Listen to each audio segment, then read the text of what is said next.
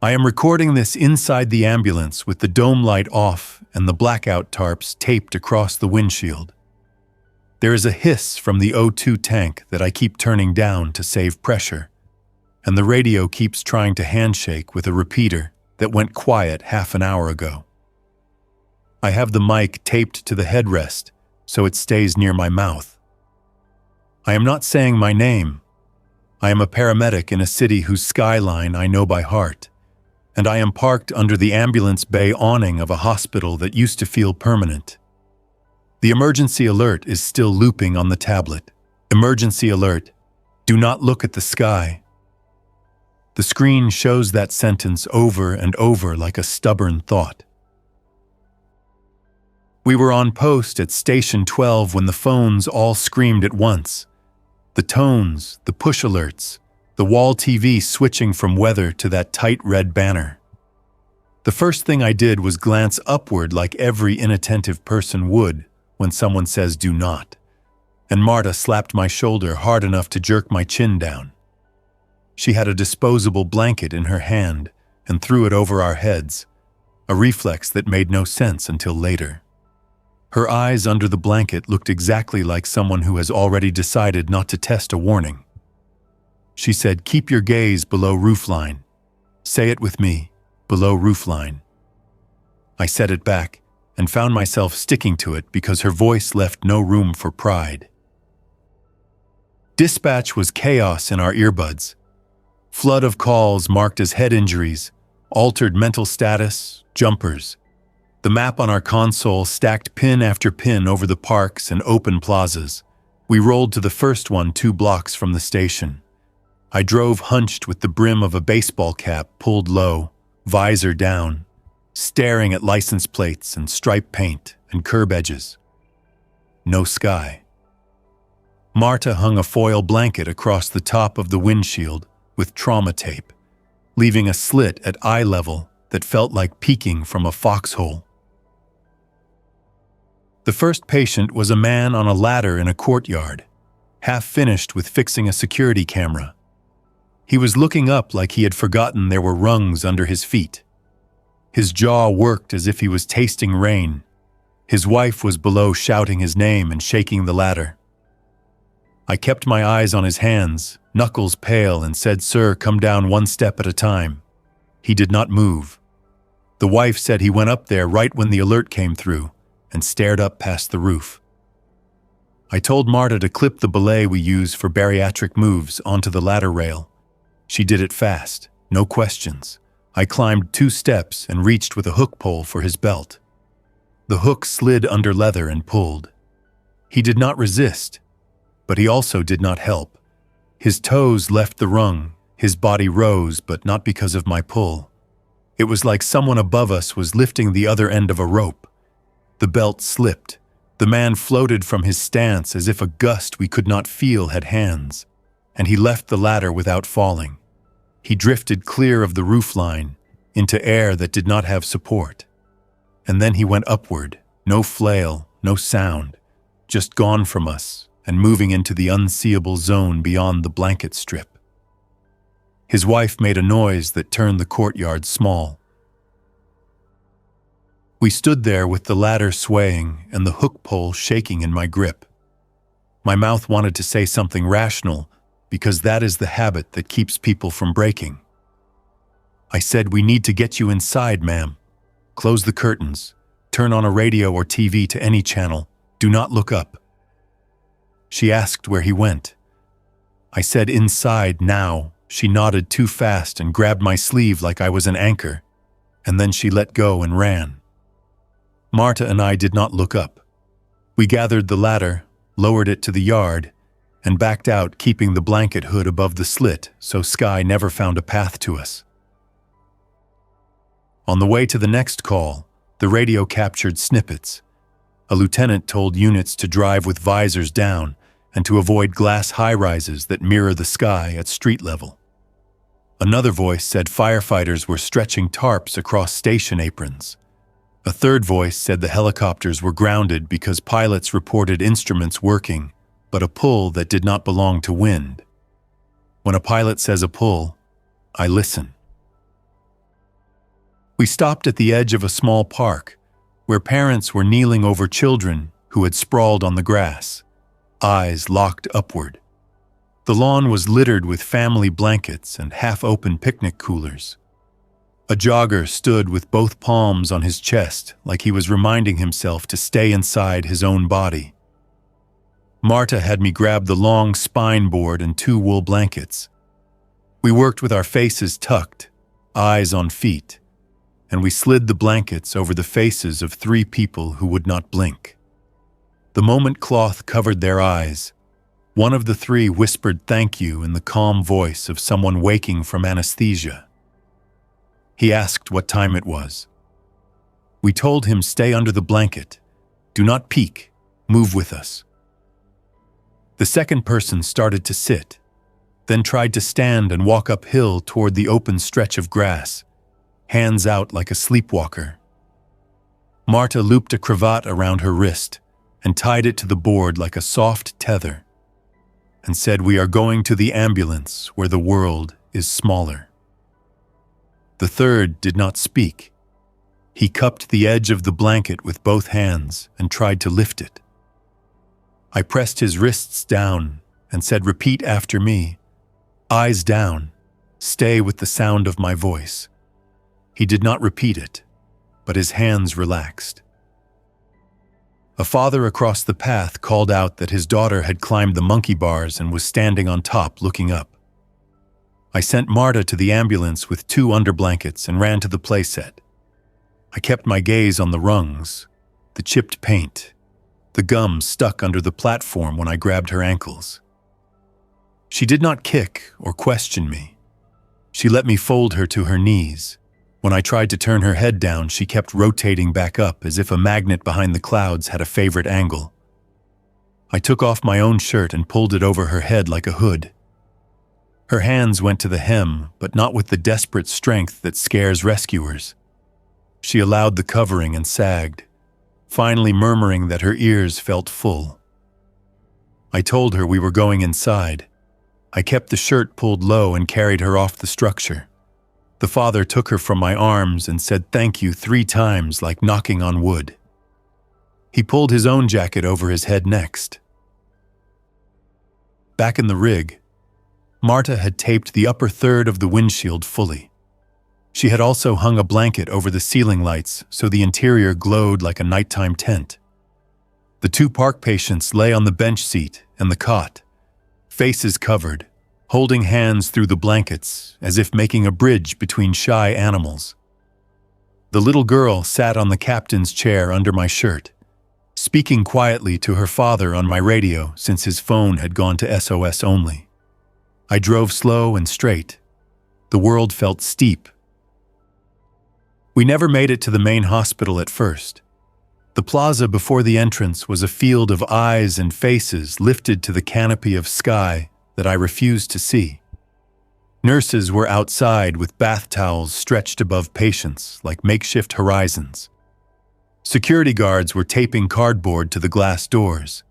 A resident with a surgical mask held a paint roller with black paint, scrubbing over a skylight panel. We diverted to the side ambulance bay that had a solid roof. It should have been a relief, but the sound began there. A low tremble that vibrated fixtures, not like thunder, more like the rumble of distant trucks that never arrive. A charge nurse popped the side door and said, "Keep your gaze below the awning lip." She counted our 3 and took the little girl inside with her dad. She set the other 2 under a row of IV pumps that hummed like pets. She asked if we had seen any jumpers. I said we saw one who did not fall. She gave a clipped nod and said okay, and left us with a long look that did not include pity, which helped. We asked where to stage. She said park under the overhang and wait for assignments. We waited with the engine ticking and the fan of the cooling system blowing warm air. The tremble in the building seemed to sync with the blower. Voices echoed in the bay. Someone shouted for more blankets. Someone else shouted to stop using white sheets because people were mistaking the angles of folds for something above. That is a sentence I did not expect anyone to say in a hospital. We got sent to the rooftop parking deck to help bring down a patient who had fallen out of nowhere onto a car. A security guard led us up the ramp on foot with his hat pulled low. I kept my eyes on his belt radio and the oil patches on the concrete. The rooftop had a wide view, which we ignored. The patient lay on a trunk lid that had caved, arms at his sides, chin tilted up like a statue's. His skin was gray in a way that did not read as circulation or cold. It read as moonlight, even though we were in noon. He blinked once, slowly, with the corners of his eyes tugging as if the lids learned blinking from watching someone else do it. Marta climbed and straddled the trunk and checked for pulses without moving his head. She frowned. She placed 2 fingers on the carotid and counted under her breath. She looked at me and shook her head, but gently, like she did not want that gesture to carry weight out into the air. The guard asked if he was gone. Before I could answer, the patient bent both arms backward at the elbows. The joint did not break. It just folded wrong, like a hinge installed in the other direction. He pressed his palms on the metal as if to push himself upright, but his fingers stayed flat, not gripping, spread evenly like someone laying hands on a window.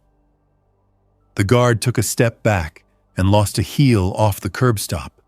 He found it again quick and did not fall. Marta said, "Hold position," voice low, tone used for large, anxious dogs. The patient lifted his head, chin pointing beyond us. If I had followed that line of sight, I would have looked up. I did not. I kept my eyes on his throat. Under the skin, smaller things seemed to be trying out the idea of swallowing. The man opened his mouth without breath. No sound came, but my teeth felt a sensation as if air had turned to cloth. He closed his mouth and then opened it wider, and faint behind his teeth, there was movement like dry leaves behind frosted glass. We could not leave him up there. If he was alive by any metric, we had to move him. If he was not alive, we still had to move him, because leaving a fallen person in view of crowds would draw eyes. We slid the scoop stretcher under his shoulders and hips, Marta on one side, me on the other. He did not resist. He also did not assist. He weighed far less than he should have, like a duffel filled with clothing and something rigid lined through the center. We lowered him to the deck. The guard kept shifting foot to foot like the ground had ants. He did not look up. He stared at the lines of the parking space as if numbers painted on concrete could keep a mind anchored. As we rolled him toward the ramp, the low tremble deepened. The rooftop edges seemed to breathe inward. People in the city are set to look up when heavy sound hits. The guard's chin started to lift. I snapped my fingers right next to his belt and told him watch my hand. He focused on the knuckles, as if I had pulled a coin from his ear. Marta said the same to me without words, just a small drag of her glove along the seam of the stretcher so I would watch the seam. We moved as a unit. Ramps, turns, elevator lobby, the wheeled rattle over tile. In the elevator, we all faced the door, eyes leveled at the brushed metal, which was safe because it did not reflect anything beyond us unless we leaned in. None of us leaned. In the Risus Bay, the unit clerk had taped cardboard over the strip window. The overhead track lights were dimmed. A TV in the corner showed a kids' channel with the sound low, and that felt smart. Not because cartoons fix anything, but because a human voice that does not describe what is happening makes a space thicker with life. We transferred the man to a bed. A resident with a crew-cut checked reflexes with a pen light held sideways like a pencil. The man's pupils did not react to the pen light. They did react to something beyond the ceiling. He lifted his eyes with that same tugging motion from before, and if the ceiling had been transparent, I think we would have lost half the room. The resident flinched and then looked at the floor like a schoolboy caught. He muttered a wordless apology to the room, as if an apology could weigh down a glance. We stepped back. The man on the bed flexed his hands, not into fists, into flat fans. He rested them on the rails and splayed fingers wide. His chest rose shallowly like a bellows that has a hole in it. He opened his mouth again. From deep inside came a soft knocking sound, not loud, not like bones, more like someone tapping two fingernails on a cardboard box. The resident took one step closer and then caught himself and froze. He would have leaned over the bed. He did not.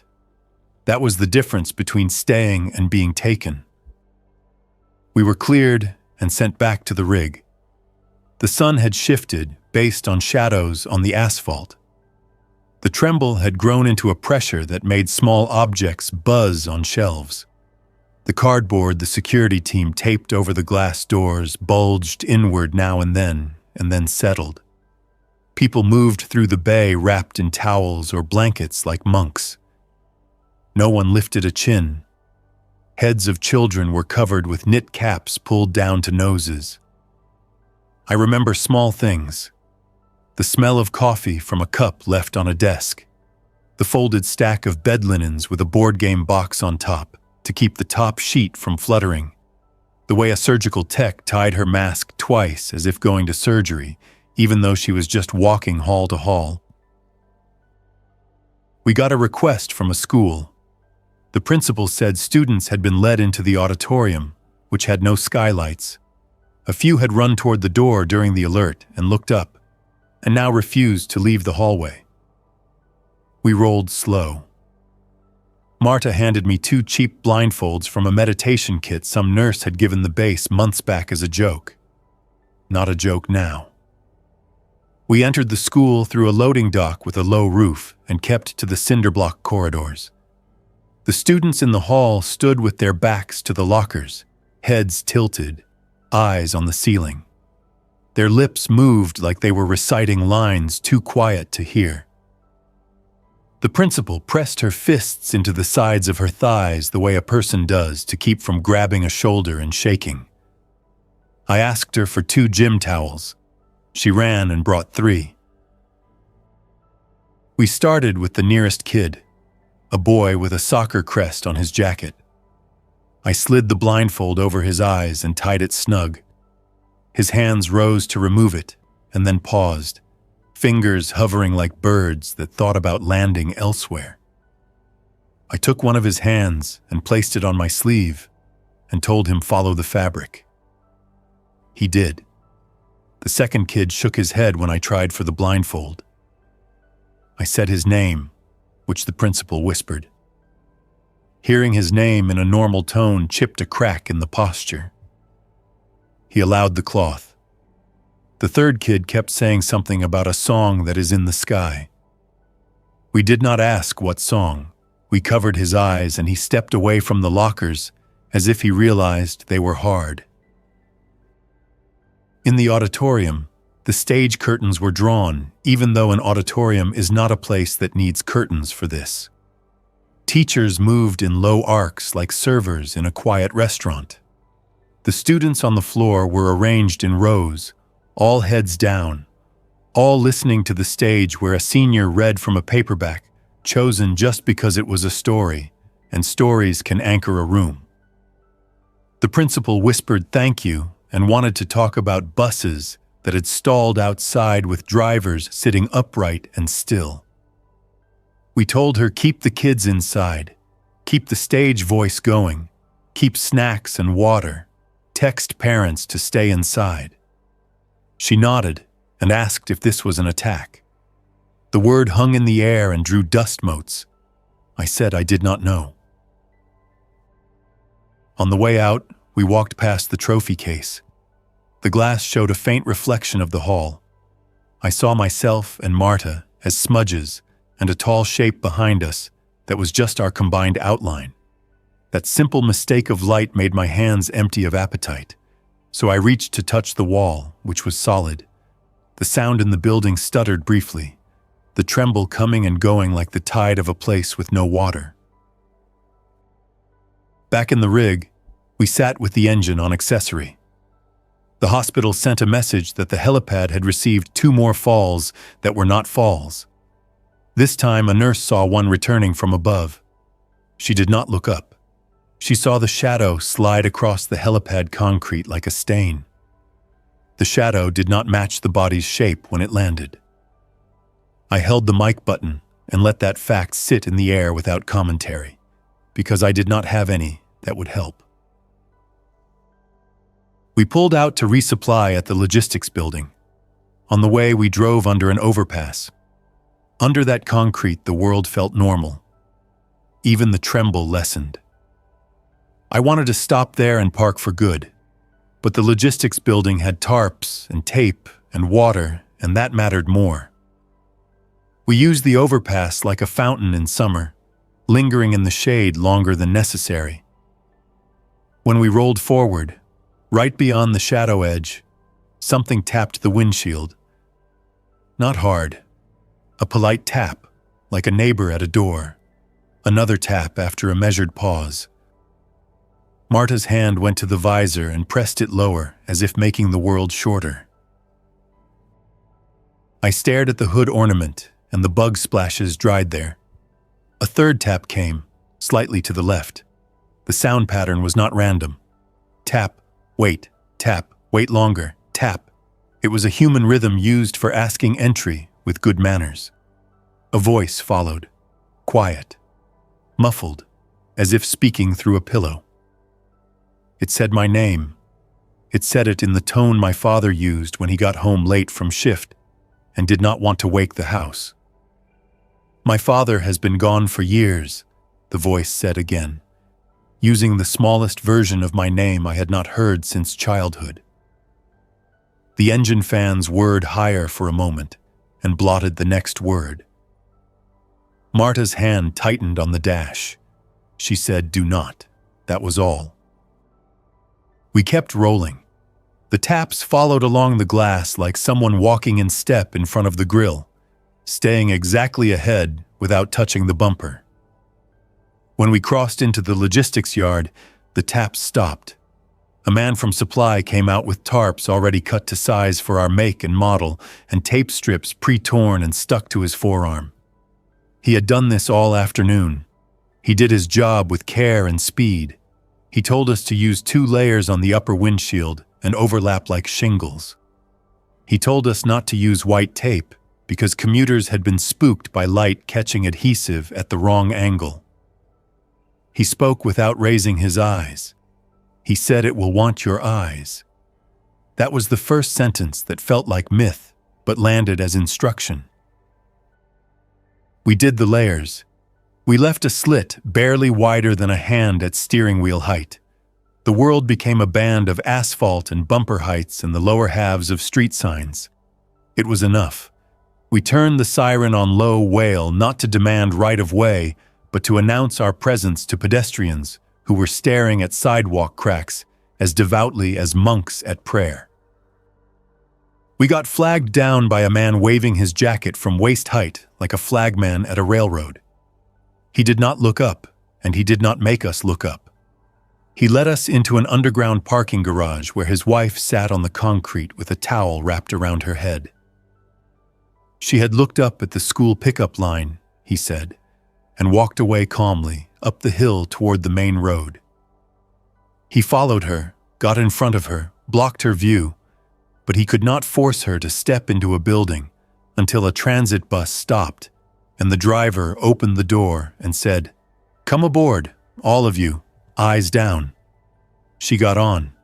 Half the bus did. The driver closed the door and drove them into this garage, parked, and turned the bus sideways to make a wall that blocked the entrance. The driver was sitting with his own towel over his head, hands folded. I could have hugged that man if hugs were part of protocols.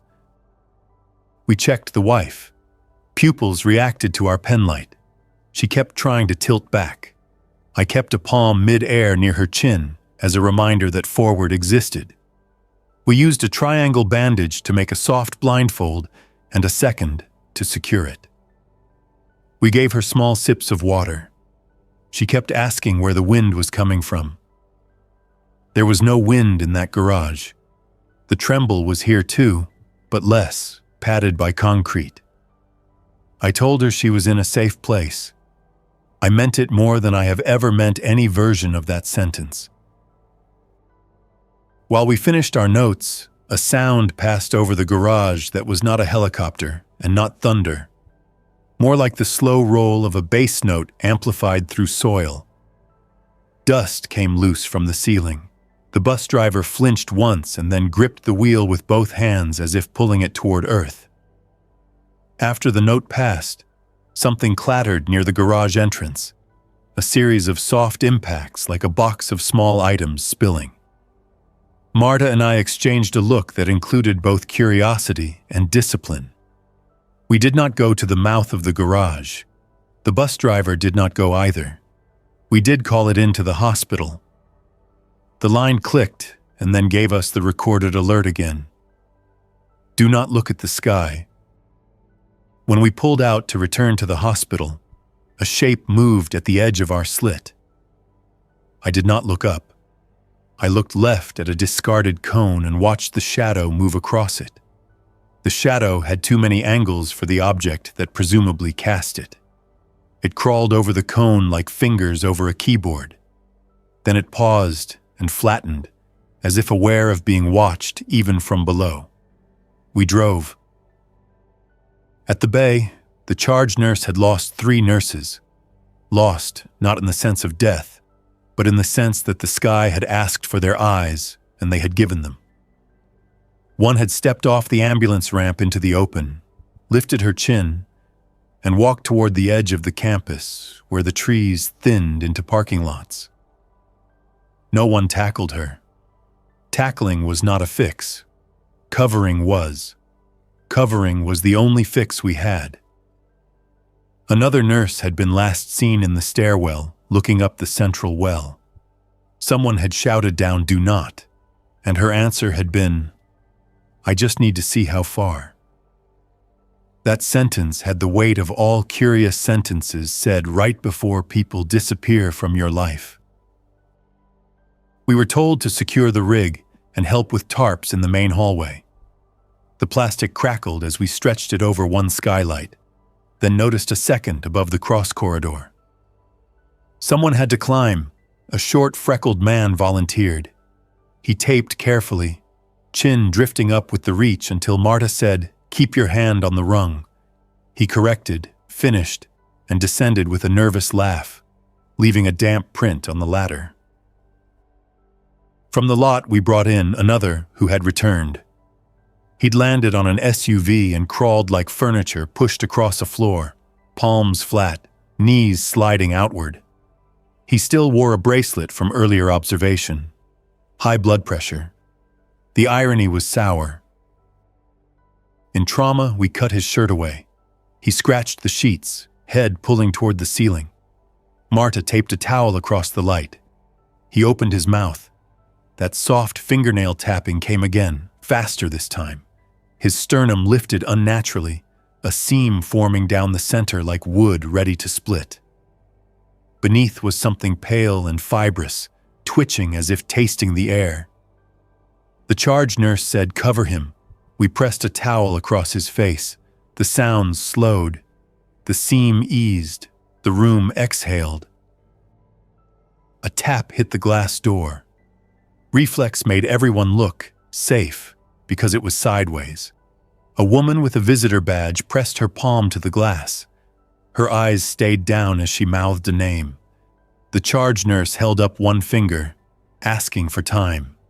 She nodded and kept her gaze low, rehearsed like a discipline. Back at the bay, we taped another layer across the windshield. Outside had turned copper, like stormlight with no storm. Taps returned, now from the roof, small, deliberate, then a slow drag across the metal. Steps too measured to be human. We stayed inside until they faded. The radio crackled with a citywide order: buses to park under overpasses and take passengers aboard, police to use tunnels for transfers, hospitals to keep families away from courtyards. The message ended with a woman's voice: "Do not name it." Folklore, not science, but it fit. Before dusk, we answered one more call. A grocer had stayed in his doorway, handing out bread. A customer stared up at the price sign, then drifted into the lot. The grocer nearly followed before stopping short. We found the man sprawled across a car hood, skin gray, palms flat as if pressed in clay. We covered his eyes and called his name from his wallet. He blinked and whispered he'd been listening to a song, though he couldn't recall its name. That felt like mercy. We loaded him in. The grocer gave us bread and water with no words.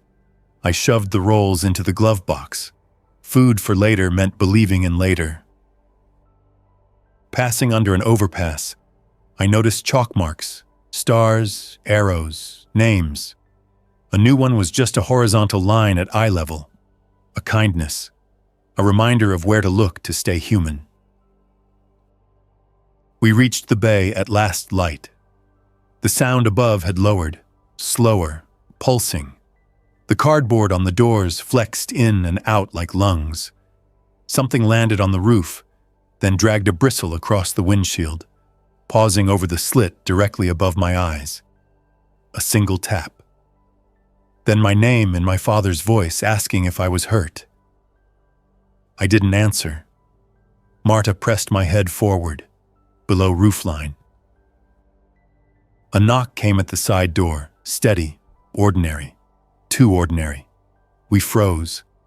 Then the charge nurse called through the supply hatch, voice flat. She needed our stretcher. We slid it through without looking. A moment later, she said the grocery man wanted the radio turned up. She told him no and sat with him instead. Sometimes that is medicine. We finally ate the rolls. Food dulled fear.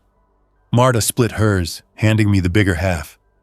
She said school drills taught kids to duck under desks, and now the whole city was a classroom. The sky was the hallway no one entered. Philosophy, but true. The alert on the tablet blinked again. Do not look at the sky. Below, a smaller note scrolled. Water plants manual only. Transit restricted to underground. People were adapting with steadiness that kept us working. We debated heading to the interstate tunnel where triage was forming. Marta feared moving after dark. I feared staying with the tapping. We agreed to wait for one more assignment. Silence filled the radio. We switched to FM. A calm host read books, filling air with safe sound. He never mentioned the sky. He didn't need to. At full dark, a sound like sleet brushed the roof. Soft patter, moving. I cracked the side window an inch. It carried rhythm, insect-like. I closed it and taped it. Seconds later, a tap landed right where my ear had been. Then my father's voice, muffled, asking me to step out and help him with something heavy. Marta said one word. No. Footsteps crossed the roof, deliberate toward our oxygen bottles. The latch clicked twice, tested. It held. Then scraping back toward the cab, then silence, until voices drifted from the far end of the bay. They spoke nurses' names, and then the tones of pets and grandparents. No one answered. That was discipline. Then real knuckles, a respiratory therapist slid inside, hood up, goggles taped. She asked us to run 2 portable ventilators to the tunnel. One wing of the hospital couldn't be sealed. She spoke in the clipped rhythm of someone who'd lived in emergencies long before today. We said yes. She handed them off, tapped my elbow, "Keep your eyes here," and slipped away. That was our assignment. I started the engine. Marta widened the slit a fraction. We rolled out, under the awning's lip, into temptation. A shape crossed the slit. I kept eyes on the hood. It bumped the roof, slid away, We drove on. The streets were full of taped cars and buses sealed with posters. People walked in groups under blankets, guiding each other by elbows. At an intersection, a man in a vest waved cars through, face angled at his boots. Under the first overpass, families rested in the dim. A woman tied a towel between her husband's belt loops. A boy drew a chalk line across the wall, same as before. The air was thick with downward focus. Leaving the shade, the taps returned overhead, dry sleet. We kept speed. At the tunnel entrance, police cruisers funneled us in. Officers, hats low, said in calm voices, "Keep moving. You are safe under here." Repetition had become medicine. Inside, lights strung along the median illuminated rows of cots. Volunteers handed out earplugs and asked people to keep radios or music low. A teenager in a band shirt read paragraphs aloud. The tapping stopped at the tunnel's mouth. We passed the ventilators to another therapist who looked like she'd slept in her car, though it had only been one day. She asked if we'd seen kids with ear pressure. We said yes. She nodded and moved on. The tunnel became a village. Someone warmed water on a stove, not boiling, just enough steam to serve as a hearth. Paper was taped over an old stained glass panel. A boy strummed 3 guitar chords. It was enough. I sat on the bumper, eyes on my boots. My mind had new rules. Keep horizons close. Cover eyes before words. Fill air with voices. Don't let curiosity walk. I thought about the ladder, the gray skin, the seam in a chest, and my father at the doorframe, the image I held instead of the voice outside. Marta handed me tea. We'd made it tonight. We weren't sleeping yet. A bus arrived, children stepping off in careful lines, whispers of mothers missing. Replies promised first light rescues. The voices stayed below the hum of ventilators, guitar, and reading. The tunnel held it all like a bowl. I turned the recorder back on. Speaking is a rope. For anyone listening alone, don't name it. Don't describe reflections. Don't argue with those who looked. Cover, speak steady, keep sound in the room. Trust ceilings, overpasses, walls. If your chin lifts, touch something solid to remind you where down is. On the radio, the host finished a chapter and promised to be there until dawn. Then the emergency alert scrolled again. Do not look at the sky. Ordinary now. Ordinary is not safe, but it's ground. I'll check oxygen, then sit in the captain's chair, chin on my chest, 10 minutes rest. Marta will watch. We'll trade shifts, tie blindfolds, pass water, remind people the sky isn't part of tonight. The tapping will return when we leave. Doors invite it. We'll keep the slit small, the horizon near, and go back at first light. If you are listening, don't look for proof. Accept the small world. Let morning be a goal, not a promise.